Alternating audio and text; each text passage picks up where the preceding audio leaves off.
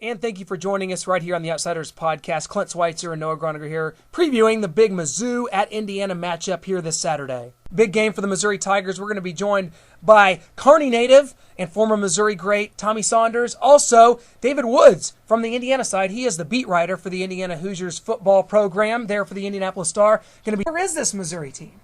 They beat a bad, FCS Murray State team. They beat a solid Toledo team, but did not look good defensively doing it. Where's this Missouri team right now? In the middle of the pack of this conference? Where can we expect? Well, you've got Henry Josie coming back. That's a huge lift to that entire offense, the entire team. Loving to see him coming back. James Franklin has had a stellar season with 4 touchdowns, only 1 interception. Yeah, Franklin looks like a different quarterback to me. And we're going to ask, Tommy Saunders about that. Of course, he's been real close to the program for the last few years. He's great Missouri player from the past, played on a great offense with Jeremy Macklin, Denario Alexander, one of the best offenses Missouri's ever had.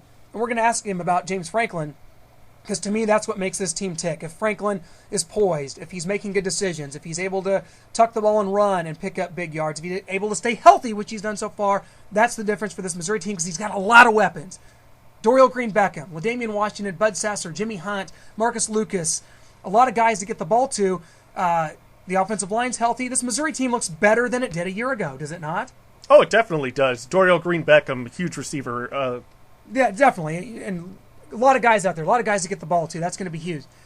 So this game at Indiana is intriguing to me because Indiana throws the ball all over the yard. If you guys aren't familiar and haven't seen Indiana play, they've lost a game to Navy at home. They gave up over 400 yards rushing in that game. Their defense, not very good, but this is an offense that could play with anybody. This has to be for Indiana. They have to get the ball last and have a chance to win. If they're down 2-3 scores, it's just going to keep getting worse because their defense is dreadful. Nate Sudfeld, great quarterback, has over 900 yards passing, 10 touchdowns, only 2 interceptions, 4 receivers with over 145 yards receiving. They're just stocked. They've got a running back who's averaging 8.1 yards a carry. This is just high-powered, high-octane offense, and they are going to keep it on you as full throttle as they can. Well, we're going to see how things shake out. We're going to go ahead and bring on our first guest when we come back from break. David Woods from the Indianapolis Star talking about this Mizzou and Indiana game on Saturday night. And we are joined by David Woods, who is covering all things Indiana Hoosiers football related for the Indianapolis Star. David, welcome to the show. Big game coming up this Saturday here in Bloomington as Missouri pays visit to Indiana. A lot of offensive firepower in this game. What is your perception coming in as Indiana obviously has a high-powered, very potent offense? How do you see this thing playing out?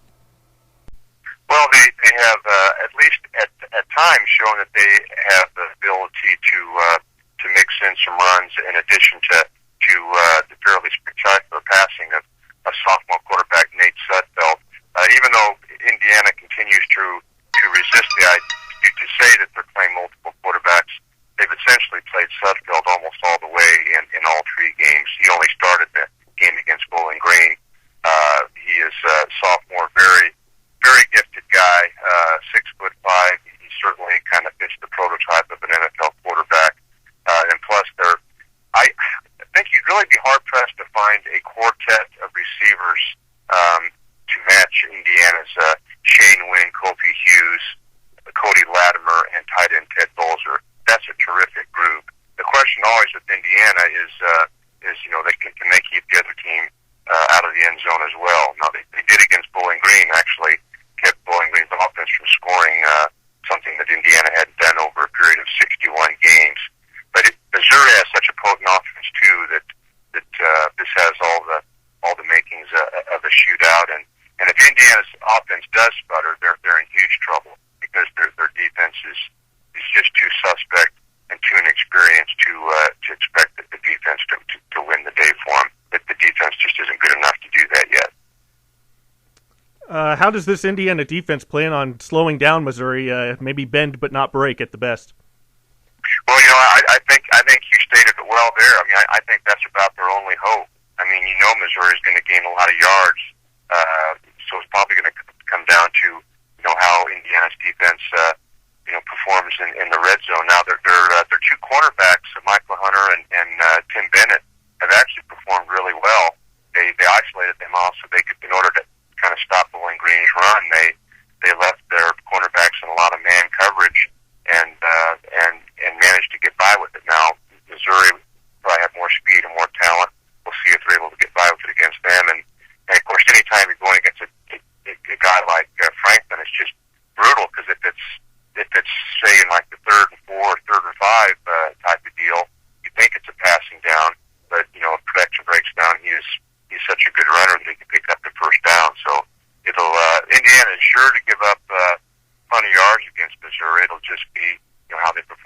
zone that they can hold them to field goal attempts instead of touchdowns.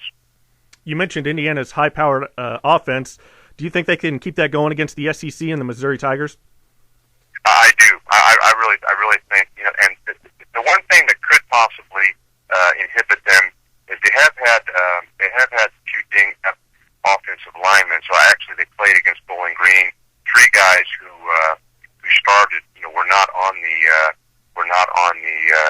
first team depth chart when the preseason practice began. They have a pretty good offensive line. They really haven't given up very many sacks. So for that reason, it's a possibility that we could see more of Trey Roberson and less of Nate Sudfeld than we have in other games, because Roberson will probably be better at avoiding the rush. We'll see how it goes.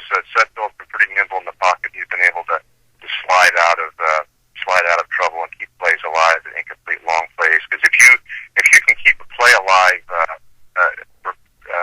Indiana can make a lot of games. In fact, kind of maybe sort of an esoteric statistic, but Oregon, which we know how prolific they are, and Oregon are tied for the nation lead in plays of 40 or more yards.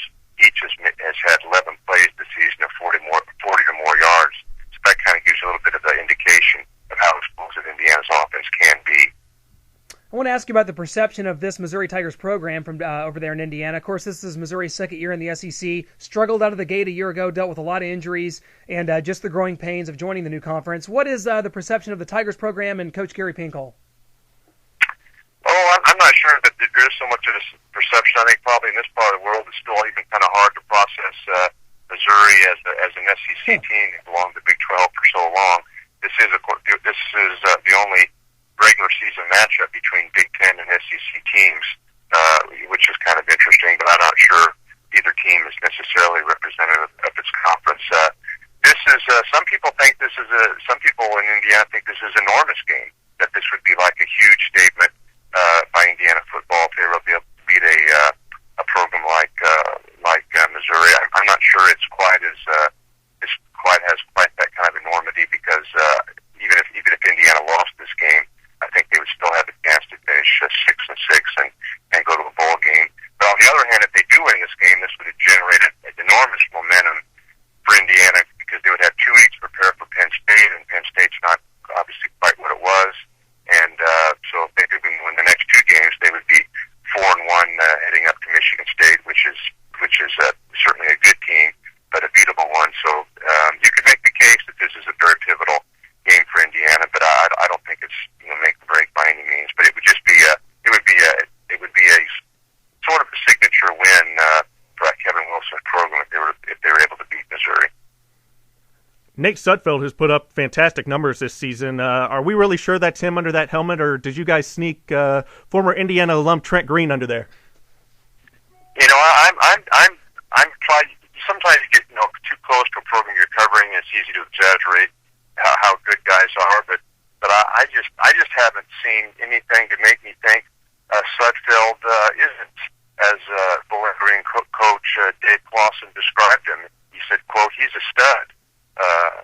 Quote, I don't think we're ready to call him Nate Sudfeld yet, but he's everything I think you would want in a conventional quarterback. Now he's not the runner that Franklin is, or that Kaepernick or Michael Vick or all the Manziel, think of all the running, passing quarterbacks you can think of. But just to sit back there and throw it, he can do that, and he's certainly benefits from having such a good collection of receivers to throw to. They've got and their team who's, gosh, he may be like the number 4 or 5 or number 6 wideout on the team, a kid named Nick Stoner, and he's a former Indiana champion, and he's just a guy on their wide receiving core. So they're really benefiting from having that much depth at wide receiver, and they've got a guy in Sudfeld who's really been delivering the ball. Well, I got to ask you, what have the crowds at the first couple of Indiana home games been like so far for the Hoosiers, and what is the crowd and atmosphere expected to be like this Saturday night there in Bloomington? I don't think it'll be different, candidly. It's been kind of like in the low 40s. I don't know if the fact that it's an 8 o'clock game and it's a higher profile opponent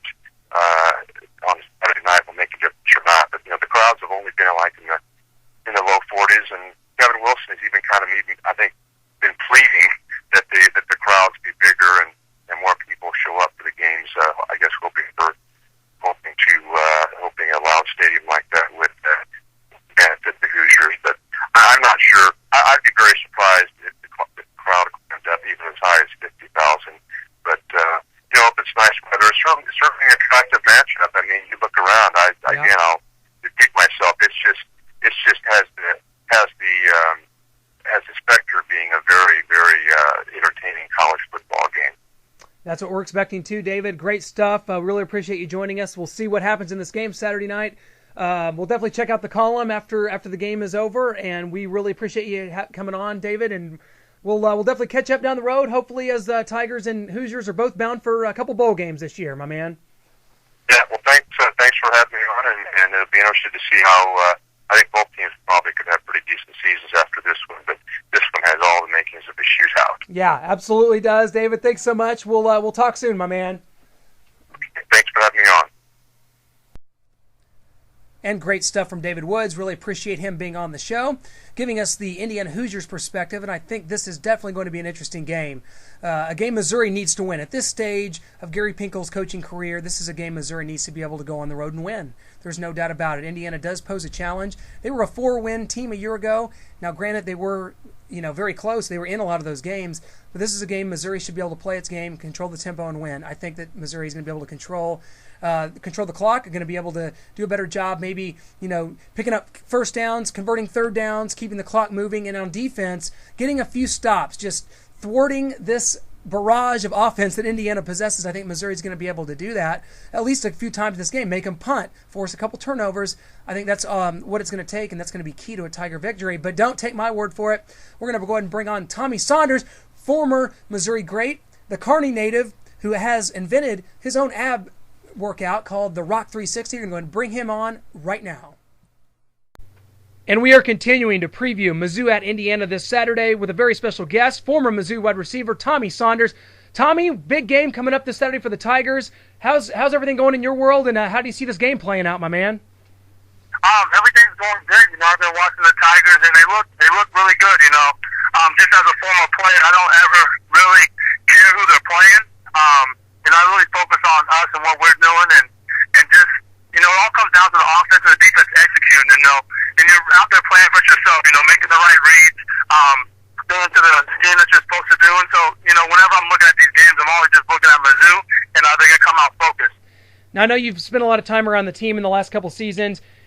You're a former receiver with this team and one of the greatest receiving corps of all time. Is this receiving corps with Dorial Green Beckham and Bud Sasser and Jimmy Hunt and Damian Washington, Bud Sasser, is this the best receiving corps Missouri's had since the era of you and Jeremy Macklin and Will Franklin, all the above? Oh yeah, this receiving corps is so athletic, it's scary. From all those players that you just named, from their speed to their athletic ability to adjust to the ball in the air. But it all comes down to if you can make the plays when the time calls. When it's third down and 3 and you got press coverage, can you get off that corner that knows you're running a slant? So all those stuff, what's going to make them successful is those intangibles, and if they're going to make the tough play at the fourth quarter and third down or the fourth down. So that's kind of what I look at as I'm watching these guys. How big of a lift has Henry Josie been coming back from the serious knee injury and coming with his stellar performance? Henry Josie is a freak. I saw him in the offseason working hard, and he didn't rush to get back. He really did it the smart way and took his time and didn't push himself.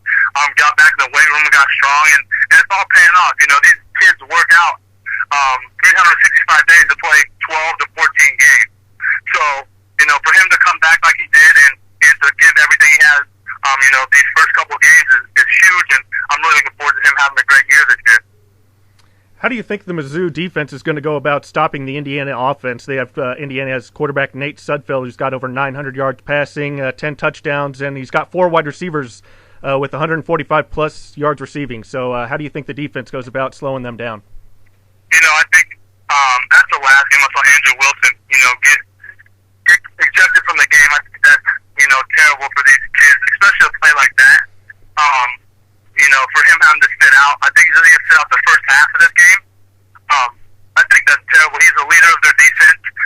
Defense always comes down to, doing what you're supposed to do, making the right reads, and trusting your guys that they're going to make the play. If you're running cover 2, you do your responsibility and trust that safety is going to be in a position to make the play. So especially with playing guys like this, it's all about, trusting your preparation and trusting your teammates that they're going to make the right play so you're not out of position when that time comes. I I don't know if it's just us, but James Franklin looks like a different quarterback through 2 games of this season. Maybe go into what happened last year. Obviously, he was hurt. He missed 3 games. He was, missed time and a couple others. How would you describe, James Franklin and how he's gotten better from 2012 to 2013? I mean, James looks really comfortable in there. It's all about taking what the defense gives you, making the right reads. And whenever you sit out like that, you're not getting to practice. You're not getting the feel for those receivers. And if they're going to, how they sit down in cover 2, or if they're going to cross their face and trusting those guys. Whenever you're not playing with them, every day, day in and day out, all summer, through 2 days, and you miss a couple games, I mean, it just kind of throws your timing off. So the quarterback's holding the ball a little bit longer, and he's waiting for him to get open, then making the throw versus anticipating it. So all those little things matter in the preparation and, being healthy. And I think that he's doing a really good job of just taking what the defense gives him and not trying to force it, It's kind of what I've seen. In cover 2, he's taking the easy throw, making the right reads, and not trying to force anything in there. So, I mean, that's huge exposure for this offense to make the defense, play as true. Do you see Mizzou being able to take control of this game, or do you think last team who has the ball wins? I always think that Mizzou can take control of games. I have confidence in their offense and their defense. And like I said, it all comes down to the players that they're going to do the right things. You get one receiver that doesn't run the right route, leads into an interception, or little things like that. It all comes down to everybody doing their job. And if everybody can do that play after play, we'll definitely be in control of the game. Well, Tommy, going back to your time at Mizzou, seeing the Tigers now in the SEC, of course you played in the Big 12. Do you ever look back out and think, man, I wish I would have had a chance to play just one season in the SEC? And how much different is it playing in a league like the SEC now for the Missouri Tigers? I had a different mindset whenever I played. I didn't ever worry about who we were playing, or we're playing Oklahoma or Texas or anybody. All I knew is if I could beat the man across me, we would win the game, because that's the only thing I could control. I'd help motivate the guys as best I could. But whenever I'm on the field, the only thing I can control is beating that guy across me, whether it's blocking, running routes. And so that's how I look at it. And of course, you'd like to play in some of those stadiums against some of the best guys in the nation. But I think that like I said, it all comes down to one person at a time doing their job and collectively, going out there and beating people. Which you guys did a lot of. I mean, Tommy, talk about your career, because you came to Mizzou as a walk-on in 2004. By the time you left Mizzou, you had a 72-catch, 800-yard season your senior year. Talk about the hard work and dedication it took for you to turn from a walk-on to not only a player with a scholarship here at the University of Missouri, but a guy who contributed on an offense that it will always be legendary here at the University of Missouri. Yeah, kind of my mindset was get better every day. I didn't ever want to go through a day, off-season, during the season, of not getting better. And so I knew all those days would add up. And so I just want to outwork everybody, and push myself, to my limit, to my max, and until I couldn't go anymore. And so that's kind of what my mindset was. I didn't really focus on anybody else of I had to be better than this person. I knew that if I could get myself to the best I could possibly be, then I would just naturally beat everybody out. And so that's kind of what I did. I just focused on myself as far as working out and the things I had to do, and just did my job. And that's kind of what led me from football and got me to be a starter and and be successful in my Mizzou career. And obviously that mindset is is still with you, Tommy, as you go into your professional career. Tell us a little bit about what you're up to now. If Tiger fans don't know, you have created the Rock 360, which is an abdominal product that is just sweeping the nation. Tell us how you got started with that, and how you got started in fitness in general, and about the product, the Rock 360, and how people can get a hold of you to get it. After Mizzou, I was Detroit Lions. Was with them through the off season. I got cut. Went and played for the USA national rugby team. We went to Hong Kong, Australia. Did that. When I got back from that, I didn't kind of know what I wanted to do. I played a little bit of arena football, and I was kind of in a crossroads. I didn't know if I wanted to coach or what I wanted to do. So I went to Wyoming, where Coach Richardson was up there, and did an internship to try to see if I wanted to really coach. And when I was up there, came up with this idea for this, an ab wheel with a ball on the bottom. You can go in any direction. And so as soon as I got back from that internship, it was only a week long. I started, Google search, later, we have a product that raised a bunch of money, and now we're, on the national campaign on Amazon.com, Brookstone.com. You can get it or check it out at GetRock360.com. And, our company's name is Shoot 'em. This stands for Forgive Everybody Who Doubts Me. And that's kind of the mindset that I had when I was going through Mizzou. I felt like not having a scholarship, and I was all state and had all these records that a lot of people doubted me. And so I just took that mindset. I wrote it on my gloves, on my shoes, on the footballs that I had, and just FEWDM, and just forgive everybody who doubts me and want to outwork everybody and prove all the doubters wrong. And that's kind of the same mindset that I'm taking in my company with the Rock 360 is, proving that this is a different product. This isn't the shake weight. This isn't the perfect push-up. This is a functional product that really helps you reach your fitness goals. Now, me personally, trying to get the six-pack back after several years of, eating unhealthy and all that. Tell us how it works. This isn't something like where you go to a gym and you've got the crunch machine. It's not that. How does it actually work, functionally? It's like the ab wheel, but you can roll in any direction. You can move in 360 degrees. So it takes stress off your back and stress off your shoulders. So imagine if you're doing the ab wheel, but you can write your name in cursive. Or you can do figure eights and circles and letters. And we have an app that attaches right to the top of it. So it'll give you a different design. It'll give you a square or a triangle. And you'll do it, and it'll count, the time will count down. And it's like a personal trainer right there at your fingertips. And so, but you can also do all kinds of different stuff like push-ups and planks and use it as a med ball. Excellent. Well, we'll definitely. That's awesome, man. I'll tell you what. Tell us too how Tony Temple, your former teammate at Mizzou, has been involved with you doing some of this stuff. I know he's been in fitness as well. Talk to us about Tony Temple and how you guys, came together and became to work together. Whenever I was, come creating this Rock 360, my company name was FEWDM, and I had some bracelets, and I was going to hand to people as they tried the Rock 360. I was getting their testimonials. And Tony was like, hey, let me sell those bracelets. A lot of people will like FPWDM. And I was like, nobody even knows what it means. And he's like, just let me just sell these. And so, we had 300 bracelets, and he came back 3 days later, and he sold them all. Wow. So that's kind of how it started out. He took the FPWDM brand. We got some T-shirts made. He just kind of promoted it online, and a lot of people bought into the product, and he kind of grew and brought the FPWDM brand to the masses. Well, we really appreciate it. You guys are great. We'll definitely check out the Rock 360. Only being half serious about trying to get the six-pack back because that ship may have sailed for me, Tommy. I'll tell you what. But we'll definitely check out the product. Great stuff. Check it out online. GetRock360.com. Cannot thank you enough for your insight. Big game coming up, Mizzou at Indiana. Thank you for your years of playing at Mizzou. Thanks for your insight. Tommy, can't thank you enough, man. We'll definitely be in touch as the season goes on. We really appreciate it, man. Hey, thank you very much. We'll be in touch. Thanks a lot, Tommy. All right, see you. Huge thanks to Tommy Saunders for joining us. Great stuff as always. Really good insight from Tommy, and a guy that played on a very prolific offense here at Missouri.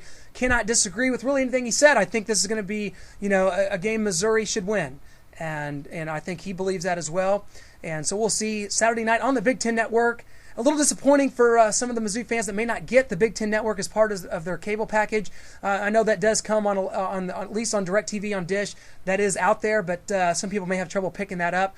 At 7 o'clock on Saturday night, going to be a really big game. We'll see how things shake out. Missouri looking to get to 3-0 as they look to wrap up non-conference play next week with the Arkansas State. They need to get to 4-0 because you go to Vanderbilt in a couple weeks and you have a chance to get to 5-0 to start the season. I think at that point you'll see Missouri ranked, and the whole outlook for this season can change in a heartbeat. So this game is a big-time momentum swing type of game for me here coming up at Indiana. So we'll see how things shake out. Thank you so much for listening to the Outsiders Podcast. Clint Schweitzer, Noah Groniger. As always, thanks to our guests, David Woods and Tommy Saunders, talking Mizzou, Indiana. We'll see you guys next week. Thanks a lot for joining us. Have a good weekend.